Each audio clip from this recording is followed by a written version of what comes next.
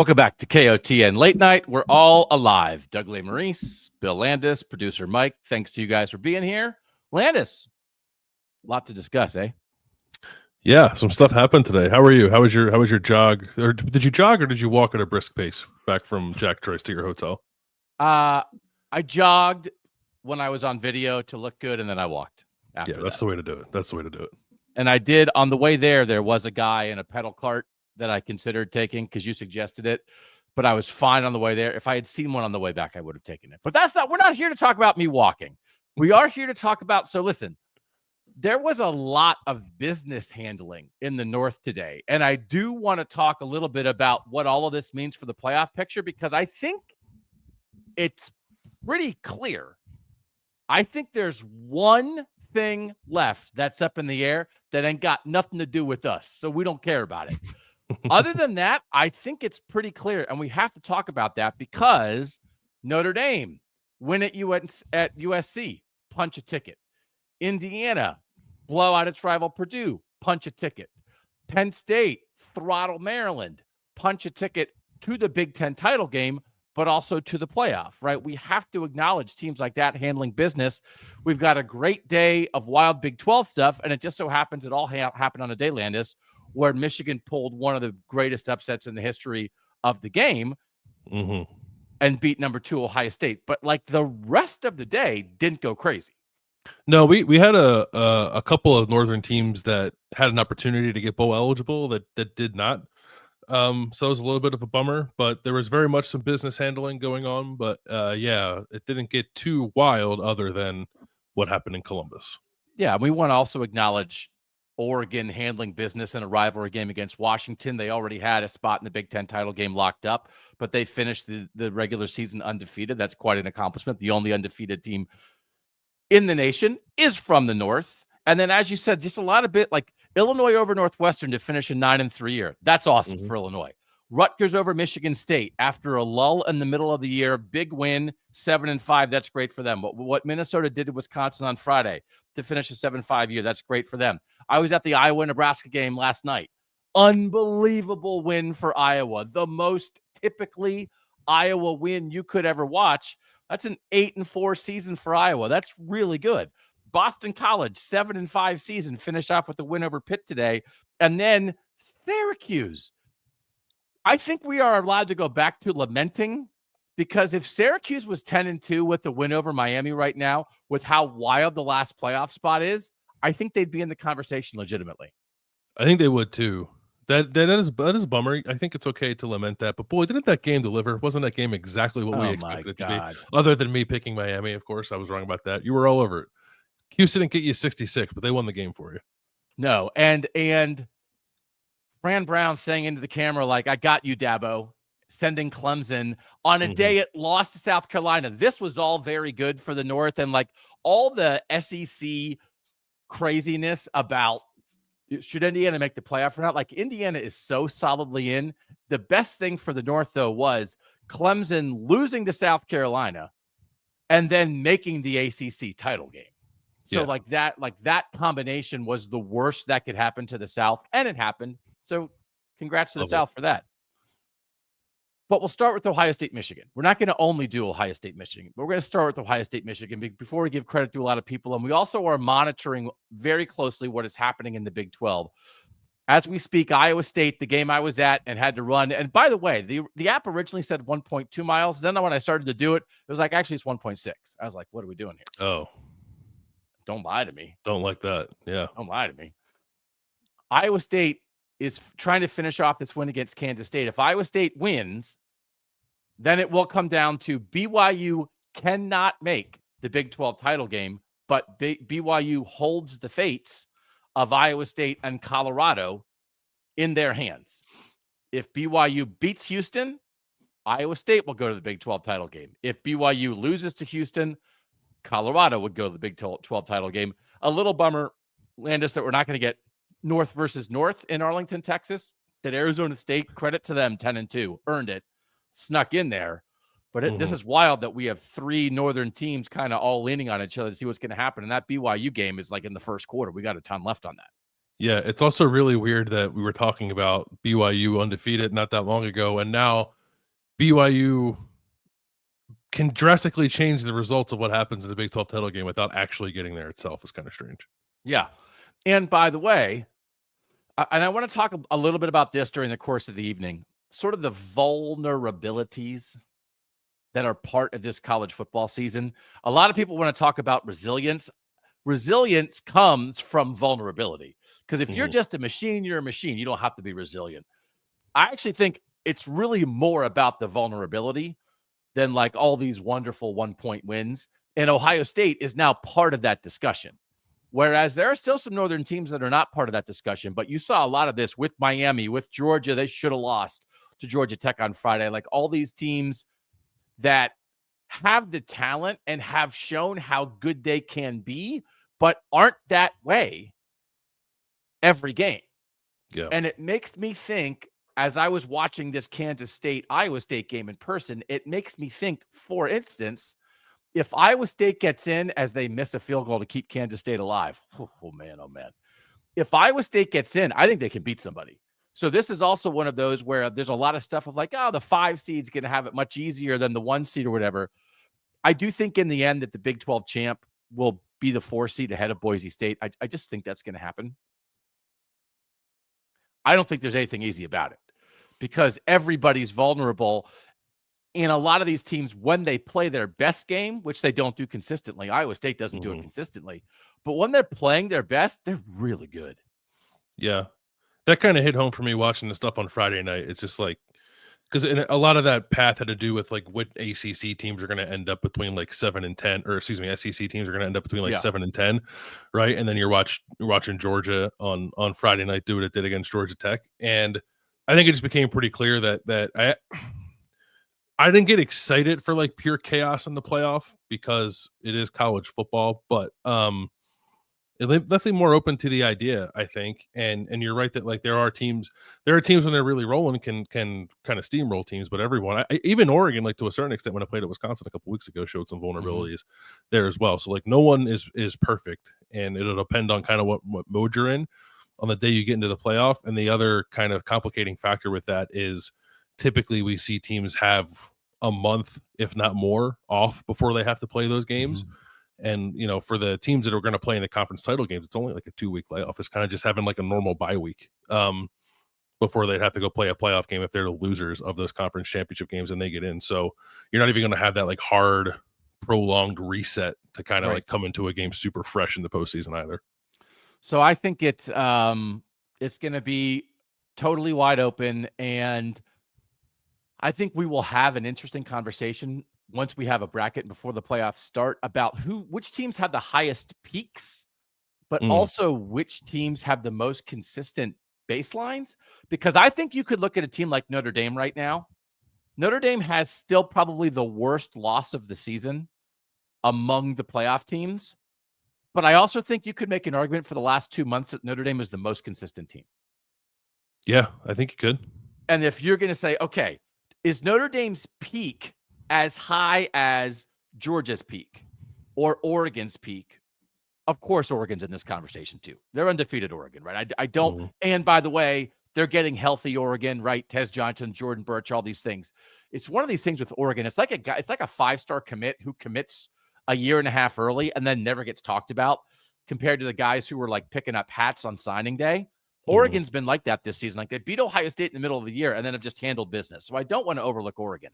But I think Notre Dame has been like that, whereas Georgia is completely up and down. I think Tennessee has a peak, but they hit their valleys more often than they hit their peaks, right? Miami, if they get in, is like that. And then today, and I'll stop messing around with this, Ohio State showed us that Ohio State has a peak, but they hit a valley against Michigan that we had not seen previously, but now you know it's there because 10 points in a gotta have a game in the biggest game of the year against your rival, that is a valley, brother. And how surprised were you to see that kind of performance from Ohio State, given what the Buckeyes had done in the first 11 games of the season? Yeah, really surprised. And not so much in the first half, but the way it played out, because we've seen Ohio State play a game like that before. But when Ohio State tied the game at the end of the first half to make it 10-10, just kind of went like bing, bang, boom down the field on the 2-minute drill, throwing the ball. It was like, okay, this is what Ohio State has done. It's going to come out in the second half, put up 3 more touchdowns, and get out of Ohio Stadium with a win. And then like it just never happened. So I was very surprised by that, because Ohio State did it against Indiana. It did it against Iowa. To a lesser extent, I guess it did it against Penn State. It wasn't quite that same script, but like a somewhat similar idea. And even in the game against Oregon, like it didn't have problems scoring. Like Ohio State has done that. It has not scored in the 40s because of the way it chooses to play, but it has scored pretty consistently in every game except for this one, and I guess the Nebraska game that it only scored 3 touchdowns in back in October. But I was not. I probably underestimated Michigan's defense quite a bit in this game, but also too, I thought some of the stuff that I thought would be easier to attack for Ohio State kind of showed up, which is them throwing the ball down the field. It's just that Ohio State didn't really lean on that as much as I thought it would. Iowa State's going to wrap this thing up, so it's going to come down to BYU and whether we're going to see Colorado or Iowa State in the Big 12 title game. The idea that Michigan beat Ohio State without 2 of its 3 best players, that it did not have Will Johnson and it did not have Colston Loveland, who I thought would have been targeted 12 to 14 times in this game today, and managed to win anyway. It seemed like to me that Michigan, and we're going to make sure that we credit Michigan here, because I think anything you wondered about regarding Sharon Moore, as when it comes to coaching and when it comes to culture, like there's nothing to worry about. I don't think there's anything to wonder about. Now, offensive efficiency. Do you have the right offensive coordinator? They just got Bryce Underwood. They've got to fix the quarterback position. Does that mean you're going to play Jaden Davis or Bryce Underwood next year? All those things. But like, there's still a lot of that Harbaugh DNA that remains. And that is a huge deal for Michigan. But it felt like Ohio State let it happen and Michigan made it happen too often, where there were things like Mason Graham beating Tegra Shabola, the Ohio State right guard, on a 3rd down run play. And it's like, okay, I guess Ohio State's getting stopped there because All-American first-round draft pick Mason Graham beat first-year starter, the most consistent weak link on Ohio State's offensive line all year in a one-on-one matchup, and then made the tackle. And it was like, well, Ohio State, why did you allow that play to be determined by that tackle? So it felt like Michigan's strength is the defensive line, and especially the interior of the defensive line, and that really mattered the whole game. Yeah, and then on the other side of the ball, what did we talk about when we were doing this during the week? Kalel Mullings and Michigan running the ball, and it was like, okay, let's give the ball to Kalel Mullings, and he's going to pound it and pound it and pound it. And then, by the way, on a critical 3rd down run, break a tackle when it looked like he was stopped and basically put the game away. So Michigan doesn't have as much as Ohio State, but Michigan leaned into what it does best. And I don't think Ohio State did. On the other side, lean into what it does best. Bill Landis, why did the game evolve that way? Yeah, it's a great question, because I think you're right. That's basically exactly how it played out. It was for like Kalel Mullings. He's like done this twice now. He did it to USC too. It's like you let them hang around, let Michigan hang around, and then Kalel Mullings has the ball in his hand in a pivotal moment. And he against USC, it was like a 60-something yard run that got him inside the 5. This game, it was 3rd and 5, I think it was, or 3rd and 6, and he's tackled 2 yards deep in the backfield, and he just steps out of it and runs for 27 yards, and that's basically the game, because Michigan just held it from there and kicked the field goal. It was an unbelievable performance out of Kalel Mullings, who carried it 32 times in that game. Unbelievable. I don't know. I don't know. Is this what we've seen from Ryan Day, where he gets a little in his own head about how to manage this game? He talked a lot afterwards about like, you got to run the ball to win the game. You got to run the ball to win the game. And they ended up throwing it more than they ran it, but it just felt like they should have thrown it 80% of the time in this game. And I say that as somebody who often comes to the table with like, balance is important and you have to run the ball. And maybe that helps you set up your play action pass. And I do think controlling the game can be important. But now you just keep running into the line for nothing and nothing and nothing. I was tracking this, or I was tallying this up before we started the show. Ohio State had 26 carries altogether. Some of that's quarterback scrambles. 15 of the 26 went for 2 yards or fewer. Oh, that's not good. No. And Mason Graham, Ernest Hausman, Jayshon Barham and Kenneth Grant, I think, all combined for like 25 tackles. They just like controlled the middle of the offensive line the entire game. Okay, let me do a little quick math here, okay? Ohio State ran 59 plays. Mm-hmm. Of those 59 plays, 23 were 23. passes. What's that? It's 23. I did the same math. Oh, were throws to their top 3 receivers. Mm-hmm. And those plays gained 144 yards, and all the other plays gained 108 yards. And so, as you were saying, right, it's like, well, they did throw the ball, but should they have thrown it more? And it's this. So the thing is, Ohio State's trapped in the same conversation that they've been trapped in for 4 years, which is the thing they show every game, that the last 23 years now, the team that wins the rushing battle wins the game. But should Ohio State's goal be to outrush Michigan when running the ball, especially this year, is what Michigan does best, and it is not what Ohio State does best. So you create this stat, you create this graphic that allows the game to be played on Michigan's terms, the way the matchup and the way these teams are built the last 4 years. So does that mean that when Ryan Day says we have to run the ball, like these are the non-negotiable terms of the Ohio State-Michigan game? The team who runs it wins it. It's not my fault. I don't know what to tell you. The stats. That's just the way it is. Yeah. It's been decreed by the football gods. Team that runs it wins it. Or break the trend. Do what you do best. And yes, you did throw it to your guys, but throw it even more. And now we're back to the conversation I was having when CJ Stroud was at Ohio State, which is, why doesn't Ohio State throw the ball 90% of the time? And I know that's not quite right, but I think we all would look at today and say they should have thrown it more to Jeremiah Smith. For sure. Yeah, I think there's no doubt that Ryan Day has made this a self-fulfilling prophecy, right? If you go back, if you go back through the last 23 years, so Ryan Day's been the head coach for 5 of those games now. So in the previous 17, running the ball is probably what both teams did the best, right? Yes. Russell and Urban and all of Michigan's offenses. And even in 2019, the only game that Ohio State has won under Ryan Day, they were a run first team with Justin Fields and J.K. Dobbins. And since then, they have not been, and yet they still show up in this game thinking we got to win the rushing battle, even though we don't do it very well. And like Ohio State's rushing offense has been better this year.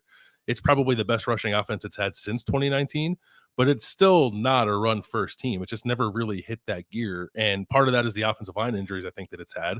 But regardless of what made it happen, it's just a fact that it has never really become that team. I thought it would be that team, but it never became that team.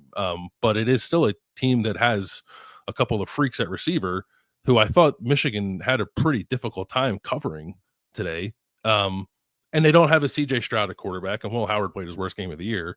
But even with that being said, it still felt like they should have thrown it more. And Ryan Day said, like, oh, it was kind of windy, and they didn't trust their protection enough to, like, they didn't even really try to push it down the field all that much. There was a couple of them were defensive pass interference penalties.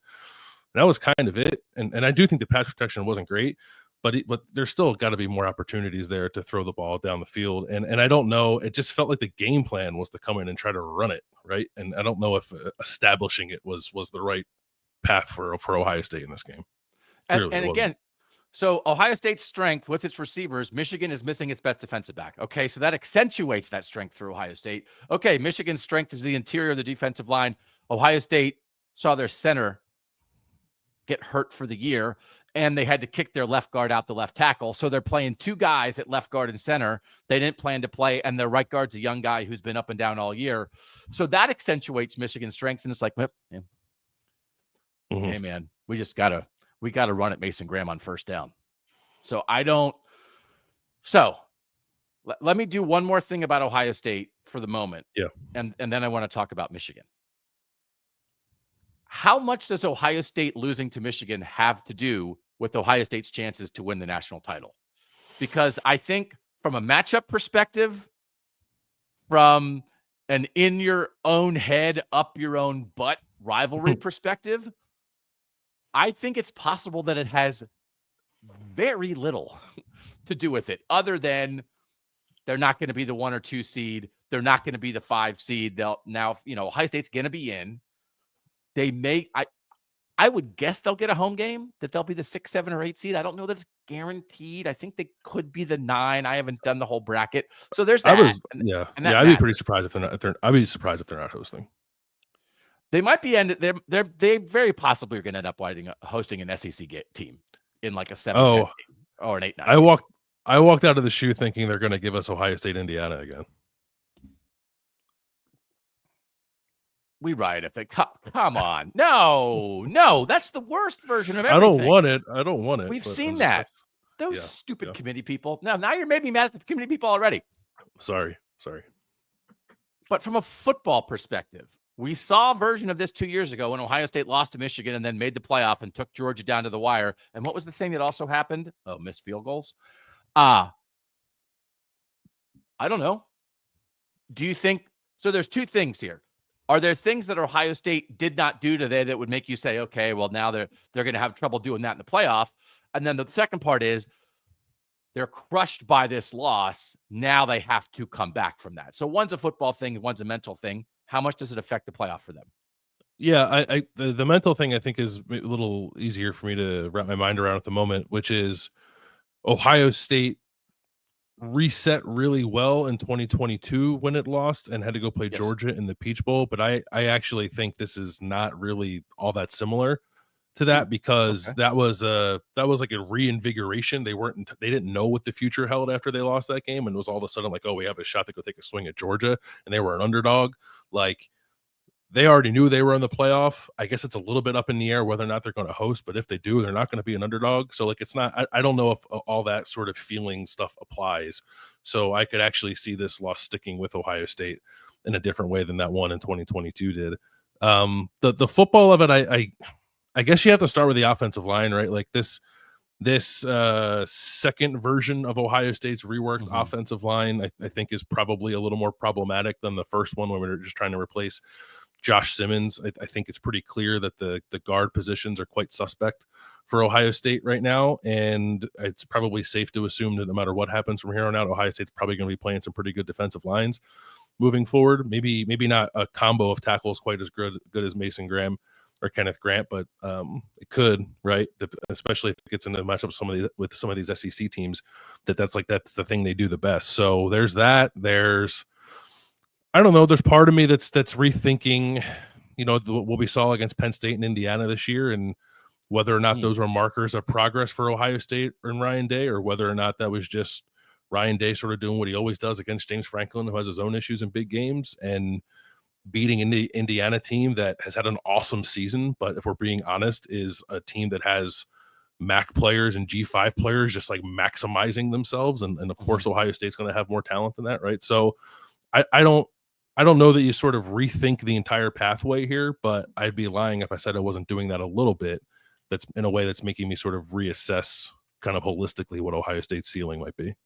Because I do think there's a part of it you can say, hey, man, they played Oregon to a 1-point game Definitely. in Austin Stadium. Yeah. But they also did that with Josh Simmons playing for a half and Seth McLaughlin playing for the whole game. And again, this is also one of those, that is not an excuse, because when you're a national title contender, you have to be able to go 7 deep on your offensive line. 2 offensive line injuries at the end of November are not a thing that should ruin your season. It's practically normal. And that they are in this position where it feels like it could be the thing that holds them back. That is their own fault. And those are recruiting failures. Those are development failures that we could all kind of see coming. So again, I don't think there's anything about this there's no excuses, right, for this. But my modern version of Ohio State football is 2 paths that don't intersect. Beating Michigan and trying to win the national championship used to be on the same path. One was a check mark. One was a way station on the one way to the other. And actually, it was so important. It was the way station mattered more than the end. It's 2 paths now, because you can win the national championship without beating Michigan. You can beat Michigan and not win the national championship. And as we've talked a lot about over the years with Ohio State, the how, especially in this era, the how of doing it are not particularly connected. Because one is Michigan's going to run the ball down your throat and make you play on their terms. And the other is, I don't know, you get in an Oregon game. Oregon wasn't because that was Oregon throwing over top of Ohio State. There were more explosive plays in that game. But it's funny how Ohio State winds up playing on other teams' terms a lot. They All the lost time. they lost the Oregon game on Oregon's terms. They lost the Michigan game on Michigan's terms, and Oregon and Michigan have nothing to do with how each other plays. Yeah. I've heard that, like, I saw something on Twitter that said, like, why does Ohio State always play down to its opponent? Which I initially like bristled at, but I think I get the idea because I think it's what you said. It just plays on the opponent's terms, whatever that might be. It never sets the terms itself, unless it's playing like an incredibly overmatched team. Right. Okay. The Michigan Wolverines stumbled through this season with some of the worst quarterback play that we've seen in a long time, and they beat Ohio State. And they are going to a bowl game, and they just got a commitment from the number one quarterback recruit in the country, thanks to getting their NIL situation together. And they allowed their best players to go and win them this game. And they have a first-year head coach who is now, in his first year as a head coach, yet also 2-0 against Ohio State. And when you think about where Michigan was and what it took to do this, I don't think this is not like Michigan's best win in the game in X amount of time, because the win last year propelled them to a national championship, right? Like that's an even better win. I do think this is the worst loss in the rivalry for Ohio State since a Cooper loss in the mid-90s, right? That's an accomplishment in itself that Michigan dealt Ohio State its worst loss in this. But with limited resources, and by that I mean just like their best players were hurt and they never had a quarterback, they won on the margins. They won because they have an awesome kicker. They won because a defensive back made a play. They won because their defensive tackles made tackles when it was needed, and they had a sledgehammer at running back. And I think like that is culture and coaching. Like it is tremendous coaching to be like, here's all the things we can't do. Let's have this game not be about that at all. Here's all the things we can do. Actually, there's not that many of them. They're in one hand, but let's do that over and over and over again. It's amazing. It is an amazing dedication to what you do best. That is I think an extremely good sign of what kind of coach Sharon Moore is and will be. And there's a bunch of coaches we can apply this to. Coaches who did not let the season get away. Bill O'Brien at Boston College, Greg Schiano at Rutgers, PJ Fleck at Minnesota. I think that is such a credit. But Sharon Moore, with this performance, is at the top of that list. Incredible job. Yeah, no, I agree with you. They also, as we're talking about Colson Loveland and Will Johnson not playing, Donovan Edwards like missed the entire second half of this game too. Like they were didn't matter. It didn't matter. I wonder about if we want to have a conversation about the two different paths, right? No question, Michigan is as conditioned as it needs to be to beat at least Ryan Day's Ohio State. I don't know that I'd say Ohio State generally, but I'll say Ryan Day's Ohio State.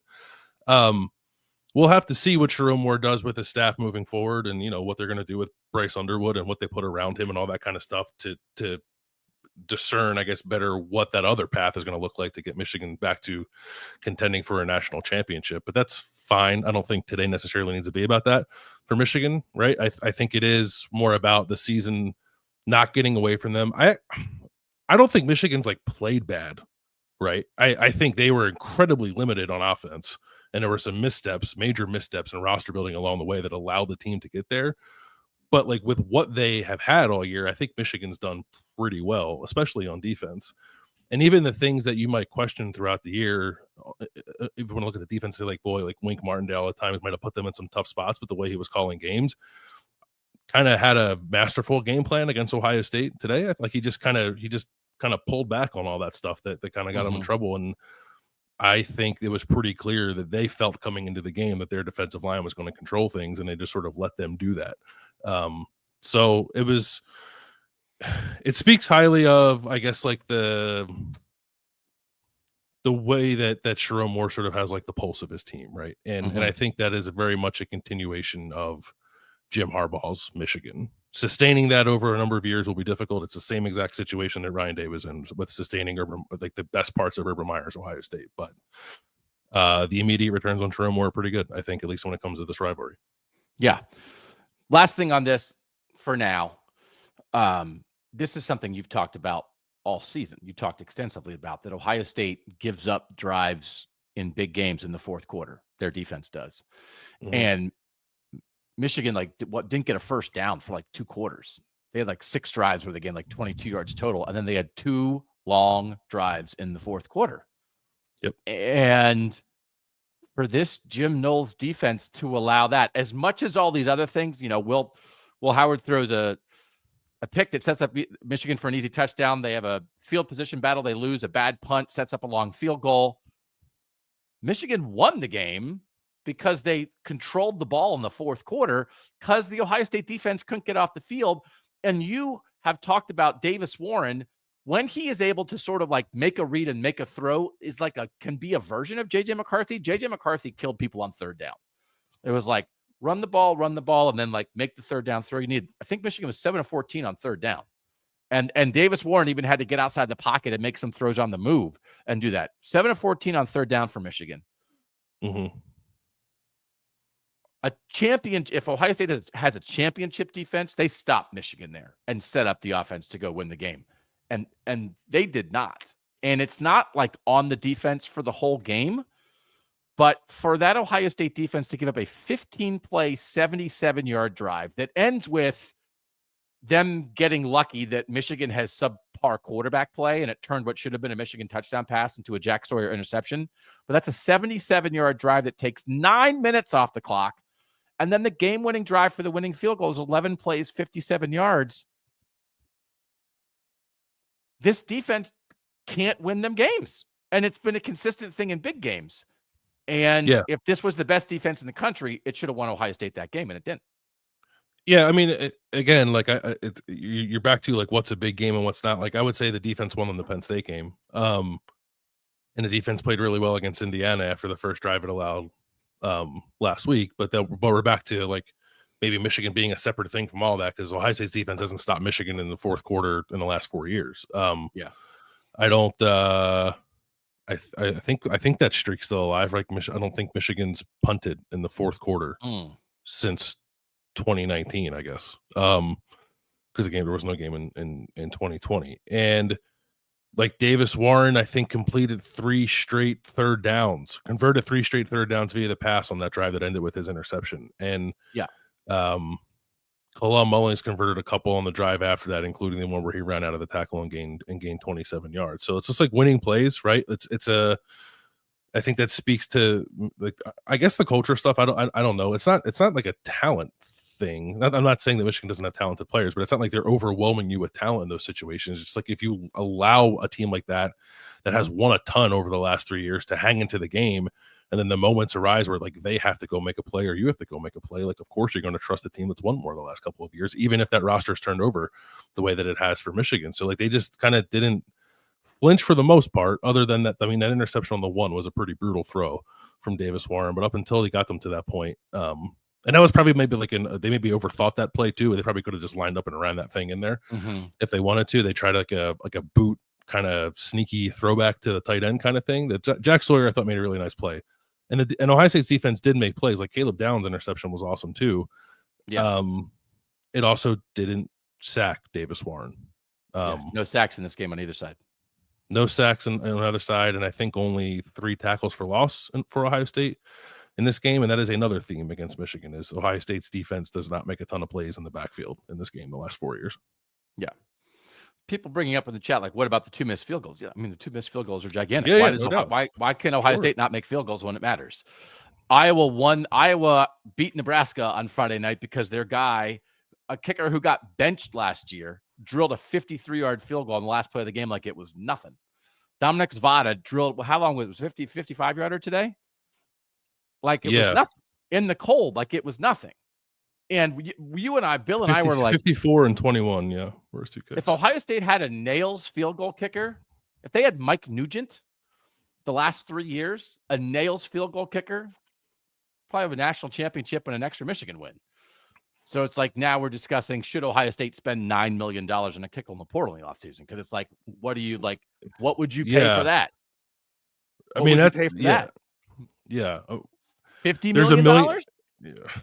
I mean, what do you value a win over Michigan?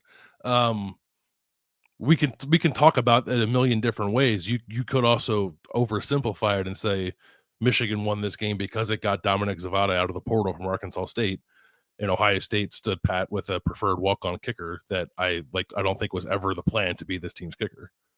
But okay, there's more to it. There's more to it than that. But I mean, yeah, 13-10. Okay, we'll be talking more about this game certainly down the line. Can we talk about Penn State? Because there are two things happening with Penn State here, I think, that are very, very interesting. One is they did their thing, and they have looked like a revitalized program since the Ohio State loss. And I've seen people in the chat saying, like, hey, like Penn State kind of woke up after its loss. Maybe Ohio State can wake up after this Michigan loss. But we kind of were playing that card before with all the changes Ohio State seemed to make after the Oregon loss. So, I mean, how many games do you have to lose before you get revitalized, all those things? The other is Travis Hunter's going to win the Heisman. Ashton Genty's going to go to New York. You and I had theorized that there probably were 3 guys for 2 spots, with Miami quarterback Cam Ward, Oregon quarterback Dylan Gabriel, and Ohio State quarterback Will Howard. Cam Ward and Will Howard are not playing on championship weekend, but you know who is? Penn State tight end Ty Warren.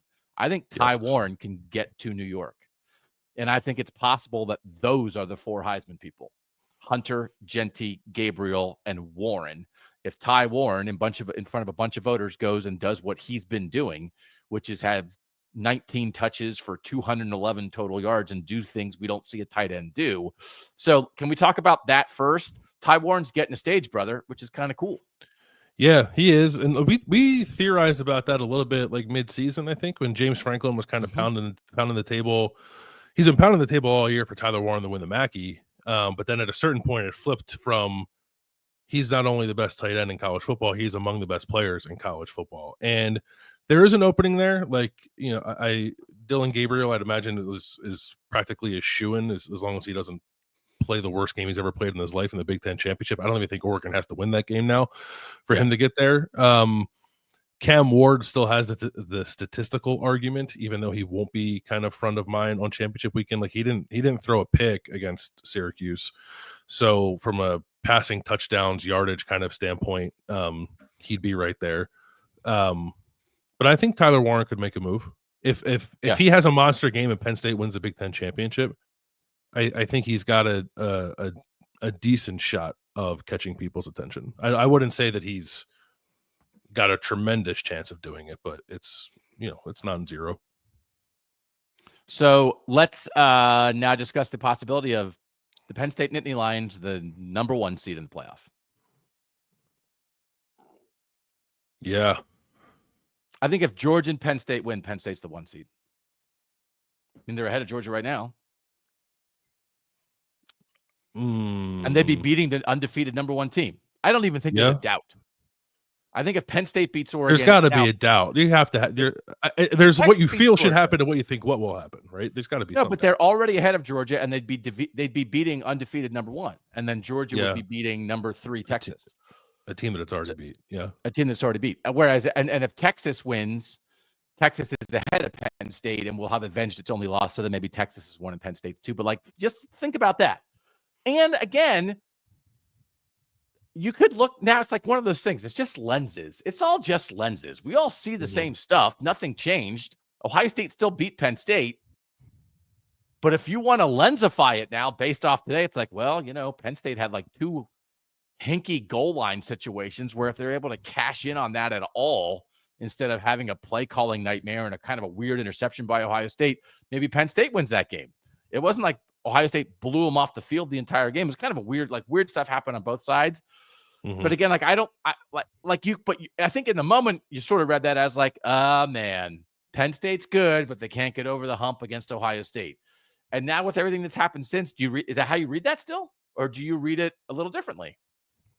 No, I think that's still how I read it. In the very similar way that Ryan Day has a Michigan problem, James Franklin has an Ohio State problem. So right? I'm going to interrupt you then. if you think it's an Ohio State problem, then we just said, okay, does Ryan Day's Michigan problem have very much to do with Ohio State's chance of winning the national title? Does James Franklin's Ohio State problem have very much to do with Penn State having a chance to really do something here?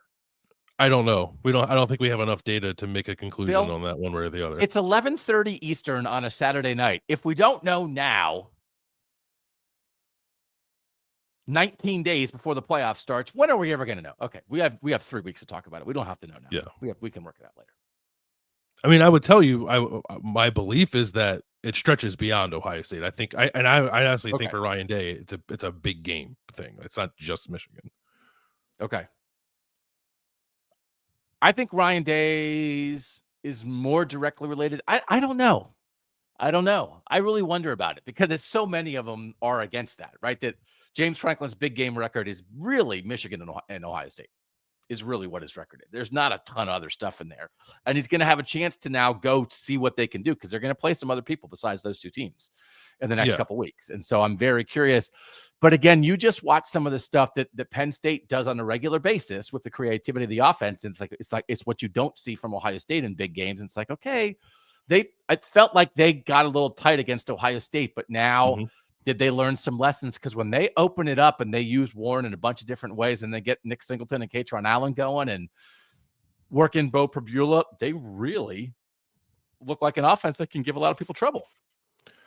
They do. I need to see it against a good defense. Like, if I'm being honest, like, especially the receivers, like if Penn State's going to the big, and we'll break down the Big Ten title game later in the week, but I don't think Penn State's going to running back and tight end Oregon to death. Like, they need outside playmakers to get involved to be a threat in the postseason, I think, to win that Big Ten championship. And I don't know that I've seen anything, even acknowledging that I have, like, for the most part, the way Penn State has played, I guess with the exception of Minnesota last week was kind of weird, but I still don't know if they have the offensive firepower across the board to get it done. Yeah. Okay. Do you think, like, the one thing about this is Ohio State played everybody in the Big Ten, so they played Oregon and Indiana and Penn State. We're going to get a Big Ten title game that we haven't seen, which is Penn State and Oregon. And the nice thing for Oregon is that Tez Johnson did return today. He only had 3 targets. He had a touchdown, but he had 3 catches for 36 yards. But at least he was back, Bill, and that did matter. Jordan Birch was also back. So that's 2 of their 3 injured guys coming back. Dylan Gabriel kind of doing his thing, 16 to 23, 209 yards, 2 touchdowns. Jordan James, again, kind of doing his thing, 99 yards on the ground, 2 touchdowns. Noah Whittington, 67 yards on the ground, a touchdown. Again, it feels like we're just constantly like not appreciating Oregon or whatever, but this is a rivalry game. Washington threw a different quarterback at him, and it didn't really matter. We're pretty steadily on, right? There's no dispute anymore because it felt like we were creeping towards like, well, yeah, Oregon beat Ohio State, but the way Ohio State's playing, blah, blah, blah, blah, blah. Oregon's the best team in the country. Oregon's the favorite to win the national championship at this point. Yes. Yeah, I would say so. And you can do some comparisons there, right? Oregon and Ohio State both played bitter rivals who last year played in the national championship game, who this year were like a shell of those teams that went to the national championship game. Neither of those head coaches has had any success against those rivals. Ohio State continued to lose. Oregon hammered Washington, right? So, yeah, that is a great comparison. That is, I mean, what's the difference? Dan Lanning has been there, and Washington beat Michigan. Ryan Day. Yeah, this year. Yeah. And they both were at home, right? Oregon was at home. They both were. Yeah. And Washington and Michigan also have new head coaches. Okay. Oregon now plus 350, the favorite to win the national title as we sit here right now. Texas plus 425, Georgia plus 450, Oregon plus 500, Notre Dame plus 800. Penn State plus 1,100. Then we get up to 18-1 for anybody else. So that's 4 Northern teams and 2 SEC teams in the 6 favorites to win the national championship. I'm excited to watch Penn State, Oregon. And it's one of those, like, I certainly don't want to say like it doesn't matter. I don't know. Do you think the loser's the 5 seed for sure?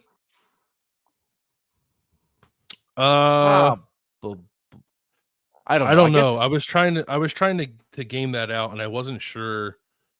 I wasn't sure if they'd put Penn State ahead of Ohio State if Penn State doesn't win the Big Ten title. yes. That's going to get, because now it's going to be like, well, yeah, you don't want to punish a team for making a championship game and losing, but Ohio State has the head-to-head win, and Ohio State also has a win over another playoff team in Indiana. And if Penn State doesn't play Oregon as close as Ohio State did, I think there's a lot of stuff. I mean, they're all good. Again, seeding is less of a big deal to me. I don't know that. Yeah. I mean, like, getting in and not getting in is something to get upset about. Mm-hmm. Seeding, I think, is like, I don't know. How dare you make me the 7 when I thought I should have been the 6, or you made me the 9 when I should have been the 7. I Right. don't know. Right.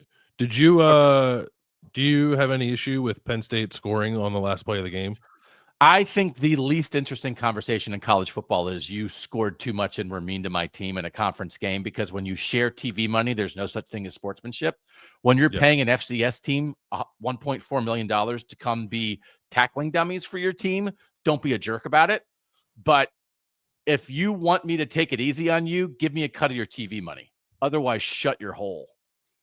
And then, so then, like, even the debate of like, well, I just like play football. And the idea that there's an entire game to analyze and that people get fixated, just like with Ohio, there were people writing and talking about the last play of Ohio State, Indiana. I was like, there are 59 minutes and 45 seconds of things to talk about and analyze. And you're going to, whatever, be angry about the last 15 seconds. Mm-hmm. Who frickin' cares? Now, I guess I am interested if coaches are getting mad at each other, because if they choose to be mad, and then maybe that leads to something, the fact of being mad, what they're mad about, give your money back. Right. Maryland, give your money back. You were mean to me. All right. That's the mean fee. Give us 10% of your Big Ten money, of your TV money, that, by the way, no one's paying to watch Maryland. They're paying to watch Penn State. Give us 10% of your money, and we'll take it easy on you. Or you want your full cut? You want the full cut? Full cut means the full knit right up your knit hole. So, like, it's so freaking stupid. But Loxley got mad. It's so freaking stupid. Yeah, Loxley got mad. Like he held James Franklin in their post-game handshake for like an extra beat, and then I didn't hear what Loxley said to him in that moment, but James Franklin yelled back at him like, if that's the way you feel, like, okay, whatever. The situation was Bo Perbula threw a touchdown pass to Tysier Denmark. It was from like 15 yards out. It wasn't like there was no time left and they ran it in. They threw a pass in the end zone with no time left from 15 yards out, and they scored a touchdown. And then after the game, James Franklin said exactly what you said. He's like, I have my 3s and 4s in the game. When they're in the game, they're going to play football. You had your starters in, and we're running cover 0. So, like, we're going to throw the ball on you. It's like, I respect it. I have no issue whatsoever. James Franklin does do this. He scores late in games like this a lot. And maybe it rubs people the wrong way. But I think when you have your young guys in the game, you should play them and you should, like, run your offense. So I have no issue with it. All right. You want to talk about, I brought my cigarettes, but the pack opened in my backpack, so I just had all these like long white sticks in my backpack, and I was like, what is this? I was like, oh, my candy cigarettes got loose. You predicted this was on the brink of being the single greatest prediction in the history of college football. Your score prediction for Indiana Purdue was what? 69-0, which was 1 point better than the largest margin of victory in the bucket rivalry, which was Purdue winning 68-0. I can't remember what year it was. I think it was in the 60s. So I said Sigs was going to best it by 1 point, and they really had an opportunity. They probably could have pressed it more, but they did take their starters out. Still scored a late touchdown, but didn't quite get the 69. They didn't line up for like a 61-yard field goal on the last play of the game to try to get to 69. Not that I saw. I wasn't paying super close attention to it. I just kept peeking over to see what the score was. So what does this tell you about, like, okay, Indiana has its big moment against Ohio State, competes, and by the way, like, from when people were analyzing the Ohio State Indiana game, I kind of thought, like, well, they kind of competed, and the committee was like, we thought they competed. I was like, okay, I don't know. The committee thought they competed for a half. The committee did not say Indiana got their doors blown off and proved they can't hang. That is not what they said. And those were Right. the only 13 people that matter. And then they came out and won 66-0.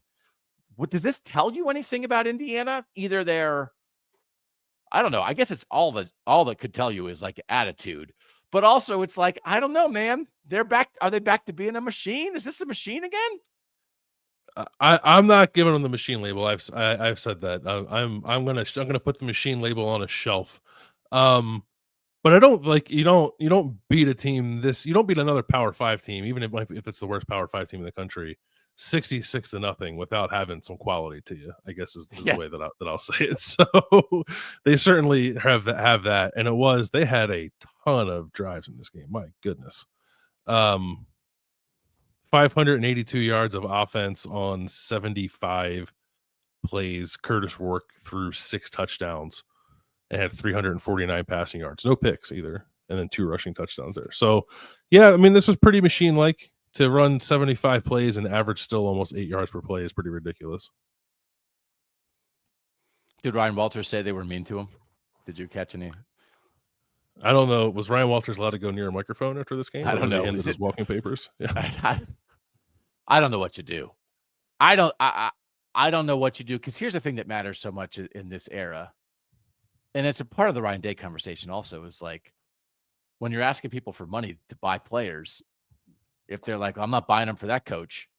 Yeah, right. I like, that's a hard, not that hasn't always kind of been the case, but it's more specific now, isn't it? Mm-hmm. Do we have $1 million for a kicker, please? Not for that guy. No, not if you're going to ruin them and lose all your games. Yeah. It's an uncomfortable conversation. Yeah. Yeah. It's a very real conversation.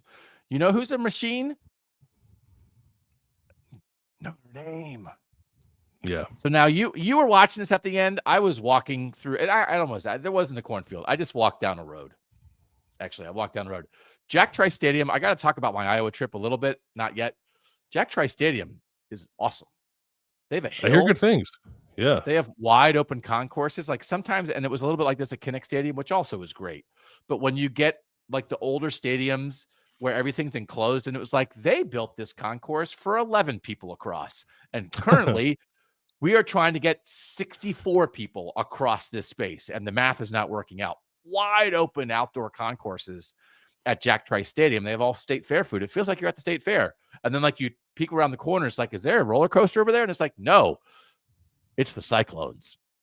It's Rocco Becht is over there. That's a ride. You want to go on a ride? Go on Rocco Becht. Oh my God, that guy is nuts. Great experience. So, but Notre Dame, what did they have? 3 straight pick sixes, 100 yards at the end of the game on Bambi. What happened? Two. So it was 35-28 with like 6 minutes left, and no, maybe a little less than that.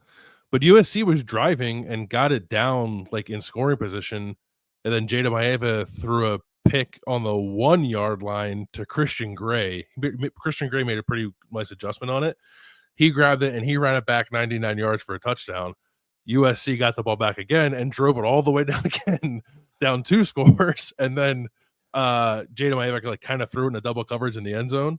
And who picked off the second one? Xavier Watts picked off the second one and ran that one back 100 yards because the 99-yard pick six wasn't enough. So back-to-back pick sixes of 99 and 100 yards for Notre Dame's defense to slam the door on USC.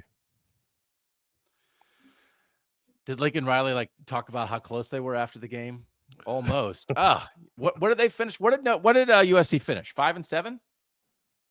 Is that right? Yes. They're not on the north, so I don't care. Are they 6-6? They are 6-6. Yeah. 6-6.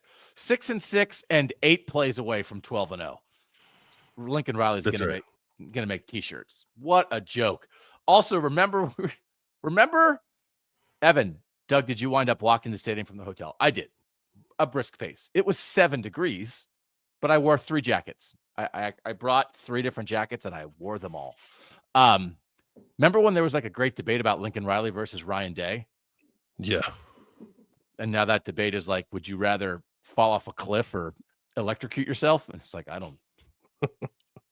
I either way, what are we debating here? Actually, like Lincoln Riley, Ryan Day didn't go 6-6. Lincoln Riley is actually substantially worse at this than Ryan Day is, but Ryan Day is also not doing the things that the Ohio State fans need him to do. So that's like a really good win by Notre Dame. Super impressed with Marcus Freeman. They're going to get a home game, and they are going to be a problem. 49-35. Jeremiah Love got hurt. Is that right? My guy? Yeah, the Dragon he got statue? hurt. I didn't see the play where he got hurt, but he was like on the bench in the second half, and the way they were talking about it was maybe they could have put him back in if they really wanted to, but Jadarian Price ran pretty well. Price, Love, and Riley Leonard like combined for like 260 rushing yards altogether. Yeah. So like they were fine. And Riley Leonard had a couple of pretty nice touchdown passes too. And the defense was really good. Again, like USC ended up scoring 35 points. And threw for like 360, but I think it was almost 50 pass attempts to get them there. And I think there were 9 passes broken up by the defense. Okay. So I thought like pretty good. Like we've talked about whether or not there was going to be a test for that secondary because they haven't played a bunch of teams that can throw the ball really well. And USC did move it and scored, but I think you come away feeling pretty good about how Notre Dame handled that test if the defense is going to score twice. Yeah. And then I mean, I really just think it could be like, I can't believe that Notre Dame kind of just did its thing and opposing quarterbacks threw 13 interceptions against them in their 4 playoff games. But anyway, they won the national title. And it's just yeah. I really think Georgia is better than Notre Dame. If Carson Beck hadn't thrown 5 interceptions, 3 of which were pick sixes, Georgia definitely would have won that game. And we'll be like, yeah, you're right. But have you seen the Notre Dame championship rings? They're pretty cool. Congratulations on your if Carson Becks. If Carson Becks have no value. They are valueless. So like this is like there's just like Notre Dame is going to be this. Mm-hmm. I'm making my hand go sideways. So if you want to go like this, okay, you might beat them. But there's a lot of teams going like this. And if you go like that, they will beat you. I think they have a chance to win 2 playoff games. I think so too, especially if they're going to get one at home, which it seems like that's kind of a lock now that they're going to get one at home, right? So against somebody stupid, probably like Tennessee would be the stupidest team that Notre Dame could play. And if they play a stupid Tennessee team, I think they'll handle them at home. I think so. I think they could. I'd watch Nico throw 7 picks against that defense. Yeah. We're probably not going to get the dream matchups though of Notre Dame, Alabama, or Notre Dame, Miami, right? I guess we could maybe still get Notre Dame, Miami. Yeah. So I think we are going to get the dream matchup of Alabama and my cram hole though. And my cram hole is favored by 6.5. You're going to get Alabama, Iowa in the Citrus Bowl. Strap in. Yeah. Drew Stevens is going to kick like 9 field goals in that game. So can I say, I think this is what I think the playoff is. See if you agree with me on this, that I think it's basically set. All right. And then we'll talk about a few more teams. We'll go. It's like 6 hours here in the postgame. Sure. All right. Check my math. 4 Big Ten teams. Oregon, Penn State, Indiana, Ohio State, all in. Yeah. They're in. Yes? I agree. 3 SEC teams for sure. Texas, Georgia, Tennessee, they're all in. Yep. The Big 12 winner. Yep. The ACC winner. Mm-hmm. Notre Dame. Yep. The Group of 5 team. Mm-hmm. That's 11 teams, right? Yes. 1, 2, 3, 7, 8, 9. Yeah. So the 12th spot is between a second ACC team or some dorkified 3-loss SEC team. And the dorkified 3-loss SEC teams are Alabama, Ole Miss, South Carolina, and Missouri. They're all 9-3. And then you have a decision to make. If SMU loses to Clemson and Clemson gets the ACC spot and SMU is 11-2, I think it has a very good chance to be SMU. If SMU beats Clemson, Clemson's out. Those dorks are out. And then you're having a conversation about 10-2 Miami, which did not make the ACC title game, and a dorkified 9-3 SEC team. And the best thing about that conversation is I don't give two turds about it. Figure it out amongst yourselves. The North is set. Do you think, I know you don't care, but I'm just kind of curious what you think of it, if they'll, as they're trying to assess that, whether or not they'll use some of the logic that I think applies at times when they're trying to fill the NCAA basketball bracket, which is just sort of like who's hot, who's playing well. And South Carolina has won 6 in a row, including against Texas A&M, Missouri, and now Clemson. I think that's the team that would get in if one of those 3-loss SEC teams gets in. So here's the thing. Unless they just want Batman. So, like, whatever the thing, if there's going to be a conversation about, like, see, I told you a 9-3 SEC team would get in, right? Because there's literally nobody else to put in, right? If Miami had beaten Syracuse today and we had a Miami SMU title game, I think the 9-3 SEC teams would be out and there'd be 2 ACC. Either way, I think that would be locked. But all this crap happens, so there's nobody to put in. So I am fine with when we're discussing 9-3 teams, I don't care what the criteria is. If you want to do strength of schedule, if you want to do best win, if you want to do worst loss, if you want to do who's hot, I don't care. Because if you're 9-3, you screwed it up so much anyway. You had every opportunity in the world, and you're on your knees praying now. Now, the thing that I would say is we don't have any of those teams in the North. Because the North, so of course, I got like a DM that was like, I thought all Northern teams were. Oh, so for the first time all year, one of the Northern playoff contenders got upset by a mediocre team. Okay. That's 1 for the North and 6 for the South. So, like, what is your point? That the things that happened in the South every week of this ridiculous season happened one time because Michigan, by the way, who was not some dorkified Arkansas team, or Vanderbilt because they got a quarterback from New Mexico like he was dropped from the heavens as an angel of God. No, it's the defending national champs, by the way, who have DNA and culture in them. And yeah, they beat Ohio State. That's a bad loss for Ohio State. They reminded me of an SEC team because we know exactly what that looks like in the SEC. Happened once up here. So, okay. You know, we're not having conversations about the North. Take my 9-3 team. Oh, which 9-3? None. Because the North just said, here, these are our teams. Here are the good teams. Yeah. Here are the good teams. Hey, committee. Hey, committee, real quick. Yeah, we have a bunch of good teams. Are you good? We're good. All right, we're going to leave. And like now the other guys, the SEC has to stay after school. And the committee's just like walking back and forth and like, look at you guys. Look what you've done. And they're just one's going to get picked. I don't care. And then they can come up in the North and lose and freeze our balls off. It was so cold. That's how cold it was for the last 2 nights. That's what I froze off. I froze my cigs off. It was cold. It was really cold in Columbus. It was like, I think they said it was like the 4th coldest Ohio State game ever. Yeah. Yeah. What's our opinion on whether I can say the B word on our show? I think it's fine. Really? It's 12:03. It's 12:03. Oh, it's after midnight. Oh, we can clear with the FCC then.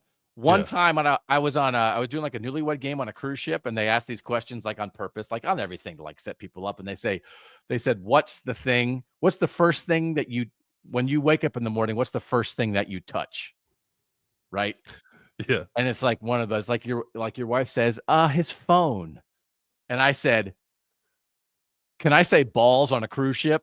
And then that was, so I think about that line sometime. Can I say balls on a cruise ship? Can I say balls on a midnight TV show? It was cold as balls the last 2 nights. Congratulations to South Carolina. You've been chosen to go to South Bend, Indiana and freeze your balls off. That's your reward. If they try to go to Lane Kiffin right now, be like, hey, Lane, you want to go to Happy Valley on like Friday night, December 20th? He'd be like, we're good. Take DeBoer. We don't want to go. Yeah. Right? The Egg Bowl was like 38 degrees and they looked miserable. So, oh no, Tennessee, it's 55. Our players are freezing. So anyway, I think that's the playoff, right? So like we can have all this discussion, but like it's not about us. So it's about us and like who's going to be in it for the Big 12, because it would be great if it's a Northern team, whether it's Colorado or Iowa State that gets there against Arizona State. We should all be rooting like crazy for that team to beat Arizona State. That'd be great for us. And at this point, root like crazy for Boise State to be the team because, like, I don't, if is Boise State UNLV the Mountain West title game? Has that been determined? They locked that up. I think their UNLV is currently playing. I think, and if they win, they go, and if they lose, Colorado State goes. Yeah. So anyway, like that would be a great thing. If we have 4 Big Ten teams, Notre Dame is 5. The Big 12 champ is 6 if it's Iowa State or BYU, and then Boise State is 7. We have 7 out of 12 from the North. We'll take it. Figure out your 9-3 thing that has nothing to do with us. Yeah. Okay. We have not talked about Syracuse, and we have not talked about the idea that in this crazy world, Kyle McCord a year ago was going down to the wire in the Ohio State-Michigan game, and then today was leading Syracuse to a win over Miami to knock Miami out of the ACC title game. We have not gone in depth on that game, but like it is if Kurt Cignetti and Deion Sanders didn't exist this year, like and Kurt Cignetti as a first-year coach, Deion Sanders as a second-year coach, what Fran Brown has done at Syracuse is absolutely unbelievable. Yep. They're 9-3. They are a ton of fun. They immediately figured out exactly what they want to be. Kyle McCord throws for 380 and 3 touchdowns and beats a Miami team at its own game. A Miami team that all year people were like, I don't know about these guys. It's like, you mean a Miami team that's not as good as Syracuse? And again, Syracuse blew a game against Stanford. Otherwise, they'd be 10-2 right now. In the heart of this conversation, the other 2 losses are to the North. If Georgia Tech, I had this stat locked. I had a lot of emotions as Georgia Tech came back and blew that game against Georgia on Friday night. I had the stat locked. Georgia Tech, if it had beaten Georgia, would have been 8-0 against the South with wins over Miami and Georgia, 0-2 against border schools, Louisville and Virginia Tech, and 0-2 against the North, Syracuse and Notre Dame. 8-0 against the South, and they blew it. What a stat. They absolutely blew that game. Oh my God. I was so excited for it. They got kind of boned by the officials too. Yeah, little home cooking there. Yeah. Yeah, the ESPN made the call, like the Buffalo Wild Wings thing, right? Yeah, they had to because Joe Tess. It'd be funny if it wasn't true. Yeah, Joe Tess wouldn't stop telling everybody that Georgia was playing for its playoff life. Yeah, Joe Tess is angling for that media spot on the committee. It is as bad as we think it is with ESPN and the SEC, then it's worse. Like, we can't parody it enough. We can't tell them to cram it enough because then it's like you think about, I don't know if people realize the conspiracy between the SEC and ESPN, and then they just say it on the broadcasts constantly. Yeah, it was it's been true all year, but I felt like in that game in particular, I just wanted the announcers to shut up and just let me watch the chaos that was unfolding in front of me. So we get it. We understand. But Syracuse talking about, what do you want to say? Sorry, I want to Boise is playing UNLV. That was settled. That's locked. Okay. Yeah. Syracuse didn't have to change the terms because we knew what the terms of this was, shootout. But it was to Syracuse's credit. It's like, okay, we're going to actually play a team who plays the same way we do, and we're just going to outdo them. When, again, the conversations that people had this year about here comes Miami, and in year one at Syracuse out Miami's Miami. They did, but they also, did you watch the end of that game? I did not. I was walking. I was just walking. So Miami had 4th and goal from the 10 with 3:42 left. It was they were down by a touchdown, 42-35. They kicked the field goal and then never got the ball back. I couldn't believe they kicked the field goal because the way that game has gone, they were just trading shots. Syracuse went down 21-0, came back and tied it at 21.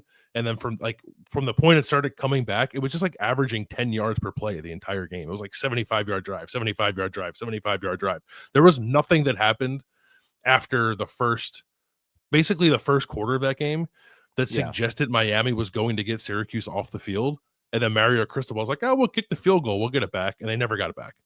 LaQuint Allen on the game sort of salting drive had 5 carries for 28 yards. And then I think it was maybe Trevor Pena got it on a sweep that was the decisive play to get a first down. They just ran the ball. Like I don't think Kyle McCord threw a pass on the last drive. They just ran it like 7 times and iced the game. They've had defensive questions much of the year, right? That's a good offense, isn't it? And again, we talked about there's some of these teams, Colorado, Syracuse. It's like, why try to run it? It's weird though. It's like, why try to run it when you can just throw it? But they have a back. Like LaQuinn LaQuinn Allen's Allen's awesome. a real dude. Yeah. Like Colorado does not have a back like LaQuinn Allen. And so, No. like, there's some of these teams sometimes like LaQuinn Allen is great. And so, what is to be made of the? It certainly felt like the idea was maybe Kyle McCord is like not a championship quarterback. Like maybe Ohio State kind of arrived at that conclusion, and he goes on his way, and here we are, and we're back on the last Saturday of the regular season. And Ohio State and its new quarterback doesn't get it done, and Kyle McCord throws for 380. And according to Q Sports Talk on Twitter, Kyle McCord, when asked if Ohio State scoring 10 against Michigan gives him any satisfaction, said, quote, "Everything comes full circle." I mean, Kyle McCord could have said Ohio State can cram it. He can say whatever he wants. And then it's like, well, Ohio State's still going to the playoff and Syracuse isn't. But also, if there's a 12-team playoff last year, Ohio State would have gone to the 12-team playoff with Kyle McCord and would have been a higher seed they're going to be without Kyle McCord. And then maybe they would have gone and won a national championship with Kyle McCord last year if there had been a 12-team playoff. Is there anything to this, or is it just like the portal happens and guys move and it didn't quite work out, and then somebody else, you go and find a situation? Yeah, I don't know. There might be a little something to it. Somebody asked me that, or like I remember my brother like was talking to me about it and said like, boy, it doesn't look good for Kyle McCord to play this well and beat Miami, and Will Howard did not play very well against Michigan and they lose. I'm like, yeah, that's true, but I also part of the issue with Kyle McCord being like is that he just did not seem to wear being Ohio State's quarterback all that comfortably. And we love Fran Brown, we love Syracuse. It's a great story. He can kind of just wing it. He's not playing games with a lot of stakes. He's playing with house money in a game like this. Like if Syracuse loses Miami, no one really cares. So he can just go chuck it around, I think, with little fear of the consequences of doing so, which I'd imagine is incredibly freeing for a quarterback. But I think what I'm saying is like we need to be cognizant of the circumstances between the two places 100%. And not just assume that Kyle McCord would be the same quarterback at Ohio State this year that he was at Syracuse. Absolutely. 100% agree with that. But also, to the victor goes the talking if you want to talk. And again, he could have said him. Sure, no doubt. Yeah. A little bit like, I don't know. The idea is like, hey, Ohio State's going to get a veteran quarterback and come in and like just like not be a game manager. They needed more than that from Will Howard, and then he throws like 2 killer picks. Awful. Is like, well, a young guy could have done that, or maybe a guy like with a higher ceiling who also is more of a downfield passing threat. Like part of the reason that like you bring in a guy like that is so he doesn't throw 2 back-breaking picks in your rivalry game when points are at a premium. So like that was the idea. And again, it's like everybody makes mistakes, but the fact that Will Howard threw a pick 6 to open the Penn State game and then like made a similar like bad read, what are you doing? Threw it right to the corner to get it returned to the 2 in the Michigan game was like, wow, now one time is whatever. And it's like, now it's a trend and it's a bad trend. Yeah. I guess I saw the comment, like, does Kyle McCord play tight, or did he just play tight because he was Ryan Day's quarterback? Like, I guess that's a fair point. That's the conversation that begins for sure. Like, what is like everything else? Like you pulled out the thing. It's like, this is the problem, right? The Christmas lights. Oh, it's that light. Let's replace that light. And then everything will be great. And then the lights still didn't turn on. Mm-hmm. All right. It must not have been that light. Right. All right. We want to give credit again. Illinois 38-28 over Northwestern. A year after Northwestern beat Illinois to keep them out of a bowl game, 9-3. Talk about lamenting. Illinois beats Minnesota and has losses only to Oregon and Penn State.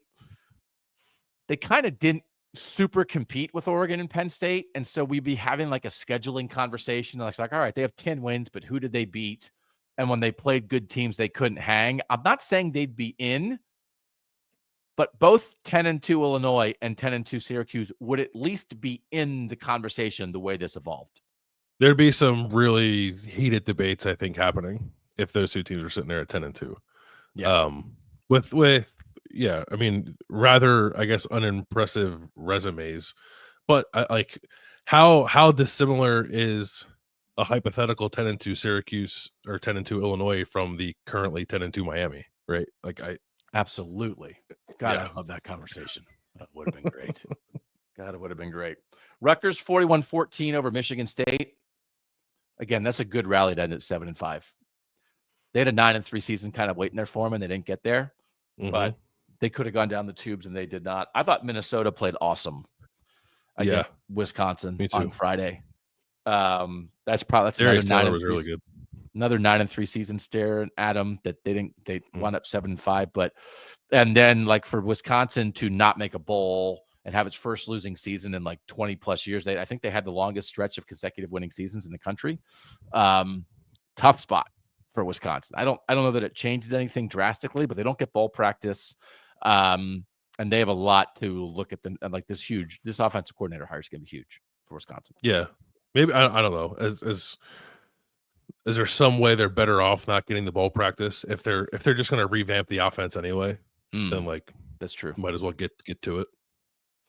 Boston College 34-23 today. Kai Robichaux just running the ball again. Like again, they change quarterbacks in the middle of the year. That quarterback leaves the team and they kind of rally. And it starts with going down and playing SMU tough and then winning a couple games at the end of the year. Like this is a nice season for BC.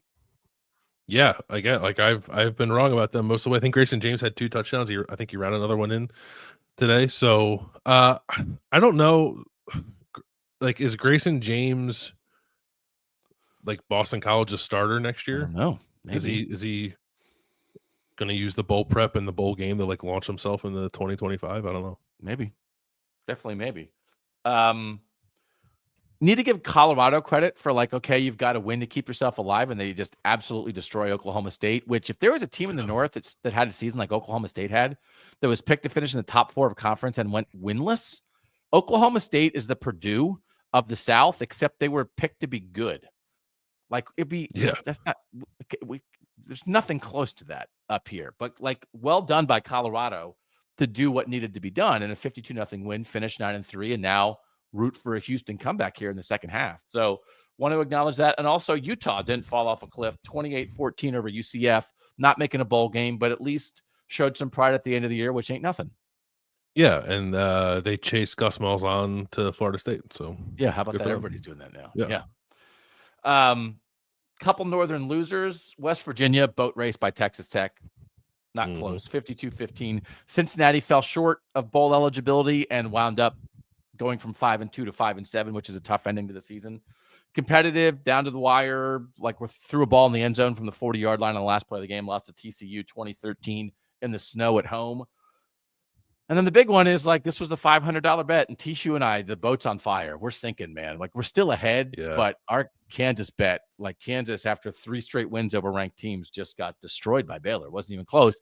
But what happened? They turned the ball over again. They had 2 turnovers the first half and killed them. I think 3 total for the game. I didn't watch it. I just like took a peek at the box score, but producer Mike was at the Ohio State game with me, and he had the Baylor game on, and like he would just lean over every like 5 minutes, but like Baylor scored again. Scored again. I was like, oh, it's falling apart. It's a bummer to see Kansas go out that way. 491 yards of offense in a game you lost 45-17. Yeah, and which they had done, like they'd been keeping up with teams offensively because they weren't turning it over, and then the turnovers came back. Yeah. So the last thing I want to talk about is my little Iowa trip here to the heart of Northern football for this weekend. So at Jack Trice Stadium tonight, wish I could have stayed for the whole game. Great atmosphere, not a sellout, but like super cold, excuse me. And a lot of people there. Brett Yormark, the Big 12 commissioner, was there. He hopped on the broadcast for a little bit. Like a good Big 12 game. Like again, like it's not the same as an SEC game or a Big 10 game in a 100,000 state stadium, but there's such room for teams like this and fan bases like this. And it was like it was great. I wish I could have hung out more. I didn't get as much time to hang out because I was watching the Ohio State Michigan game before I drove up, and then I had to get back for the show, but I would like to come back to Jack Trice Stadium again. It's a really cool place to watch a game, and the Iowa State people were very hospitable. So what was the pregame scene like with the cold? Was people still out there getting after it? they were, yeah. I mean, everybody here on both sides, the two games I was at, everybody's in overalls. It's just everybody's in striped overalls for their home team colors. But yeah, people are still out there. There's like a really cool like bridge that you like a walking bridge over to the stadium. Is like feels like you're like walking into the clouds, and then you're in Jack Trice Stadium. So, and again, both these teams, you see the peaks of Iowa State and Kansas State, and I think a very frustrating Kansas State season in a lot of ways because it could have been better. Winds up with 4 losses. Avery Johnson is so good when he's good, and also on the first play of the game, he kind of tried like a goofy option pitch and just threw the ball to nobody, and Iowa State picked it up and had a short field to score in the first series of the game. But when he threw a dot for a 28-yard touchdown, was as good as any throw I've seen the entire year. And there is a lot to like about Kansas State, but they have a young quarterback. But like, for instance, if playing a young quarterback, he's not a true freshman, but a first-year starter, like I think more progress than Aiden Childs at Michigan State, more progress than Dylan Raiola at Nebraska among guys like who are first-year starters, right? I think.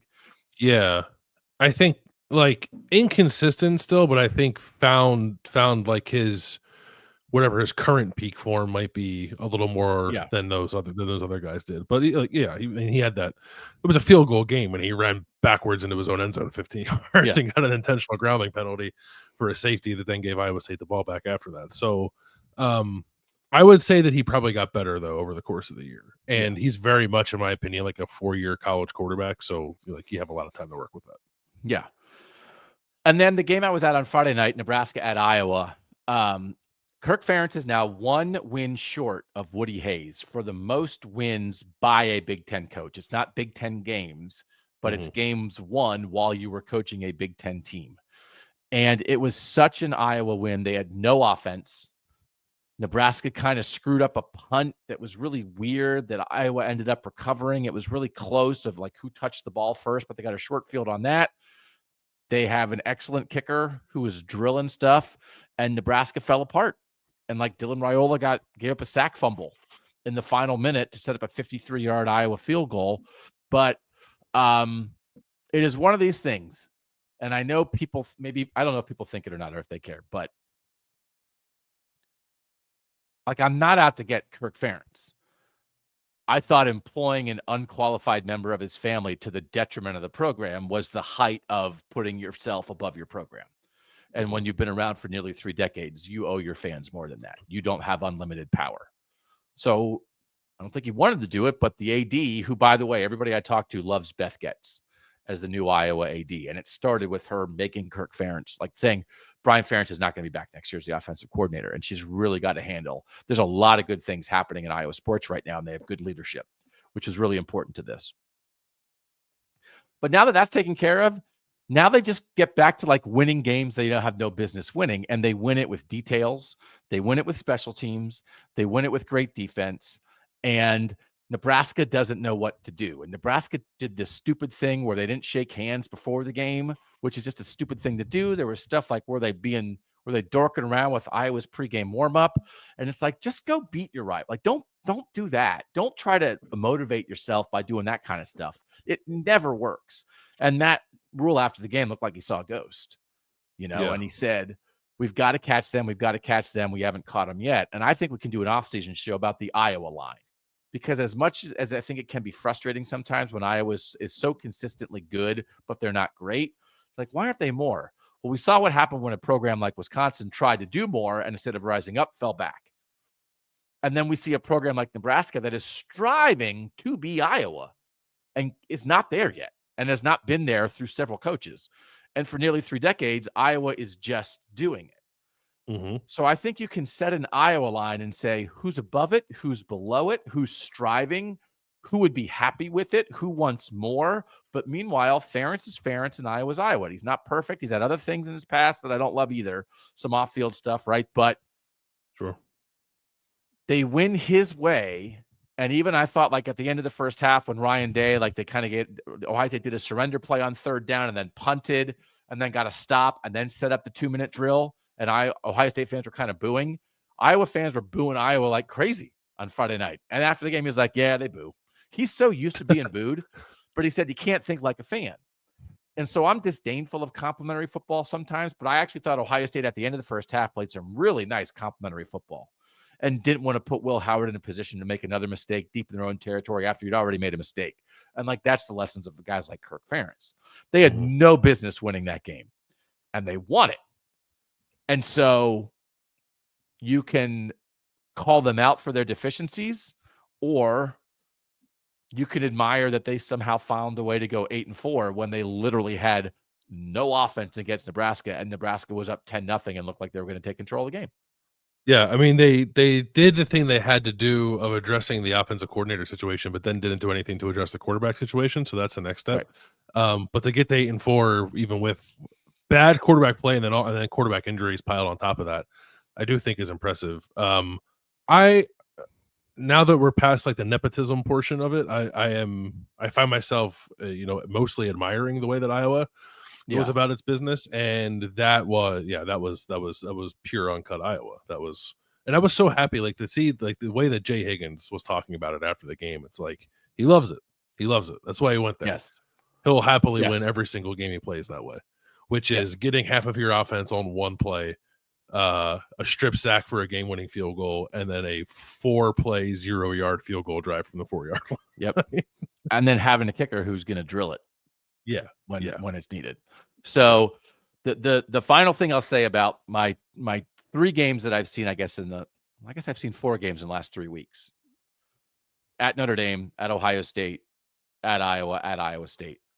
Mm-hmm. It's reminded me of like this northern thing, like this cold weather stuff, like it's real, and it makes me anticipate it even more. And like I was talking to people like Nebraska and Iowa people at that game, and it's like someday, right? Someday, not this year, but someday, wouldn't it be great to have a playoff game in Kinnick Stadium? Wouldn't it be great to have a playoff game at Nebraska? How awesome would that be? But it really is going to be. It was so cold, and it's people, they're just accustomed to it.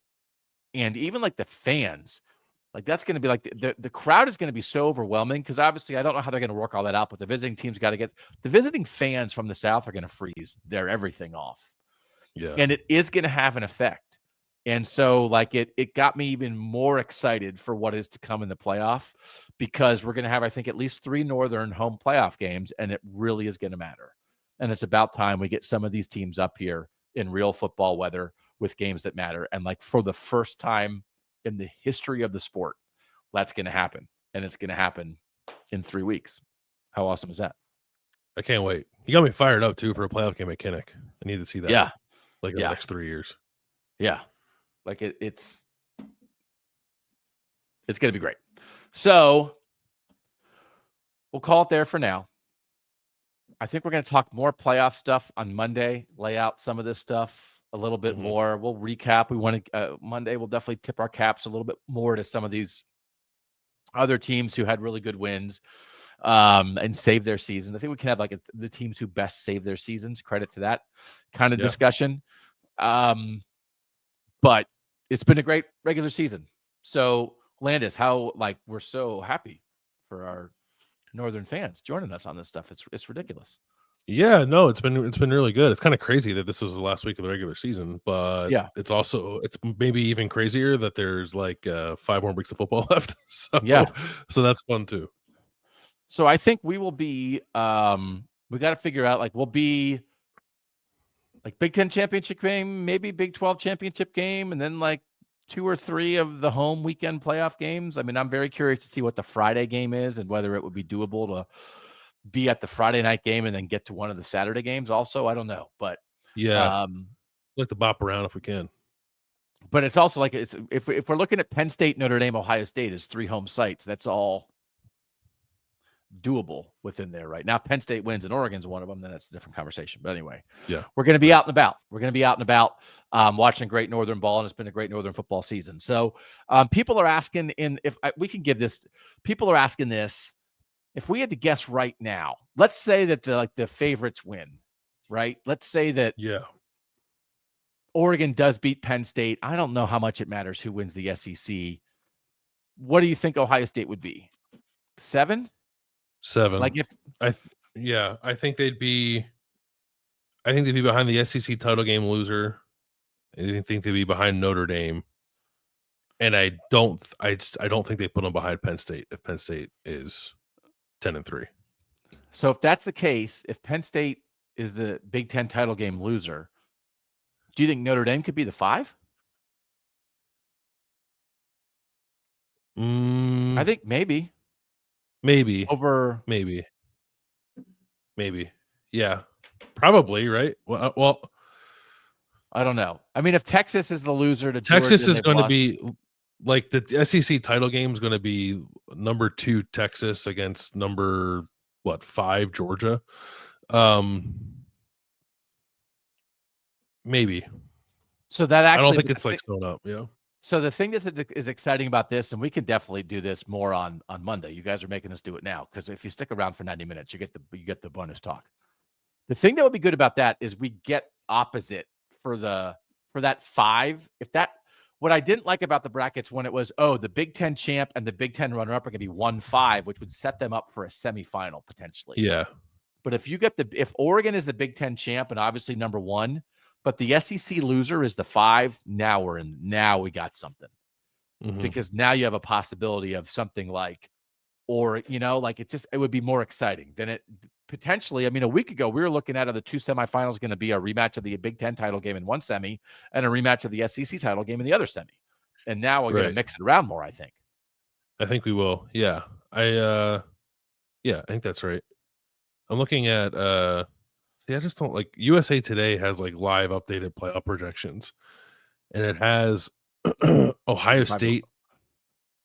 No, it's not by, it's by John. No, I don't know. Maybe this guy's name's John. Maybe he's a robot. They have Ohio State 9. Who do they have 8? Tennessee. Yeah, I don't see that. No, and Ohio State has 2 wins over playoff teams. Tennessee's best win is against Alabama, who's not going to make the playoff. Yeah, so it has Penn State 5. I guess that's assuming Penn State doesn't win the Big Ten championship. Notre Dame 6, Georgia 7, Tennessee 8, Ohio State 9. Yeah, that's wrong. Ohio State won't be Ohio State would not be seated below Tennessee. That's just factually incorrect. Yeah, I don't think so either. So, but I would think that possibility. So if that's what we're talking about, though, those are what I would think would be the 4 sites that would host. So SEC loser. Let's assume Penn State doesn't win. Penn State, Notre Dame, Ohio State, and then mix it up in there. And then you're talking about another SEC team, maybe another SEC team, the Group of 5 team, and there's some good stuff in there that we can do. Okay, we can get into that, right? Yeah, I think we should maybe try to game it out a little more because we'll do that on Monday. That'll be like the number one thing we do on Monday. Yeah, because the best version of all that is if Georgia's the 7, Indiana's the 10. Send Indiana to Athens and let's see what's up. Right? Let's just settle this crap. Right? And then whatever else, SEC teams in South Bend, Happy Valley, and Columbus. We can do that. Okay. Yeah. This is what we'll do. We'll have this ready for Monday. We'll game it out. Better than a USA Today robot. Thanks to our producer, Mike Rostowski, for making us look good and sound good as always. Thanks to you guys for being here. Otherwise, it'd just be 2 maniacs screaming into phones and walking through cornfields. It's fun to get out and see these teams. It's fun to get out and partake of the North. And we know if there are Ohio State fans in here, we know it was a tough day for Ohio State fans. It was a great day for Michigan fans, and justifiably so.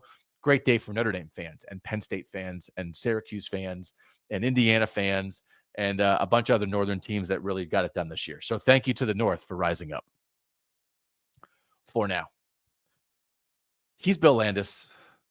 I'm Doug Lesmerises. And that was KOTN Late Night on Kings of the North.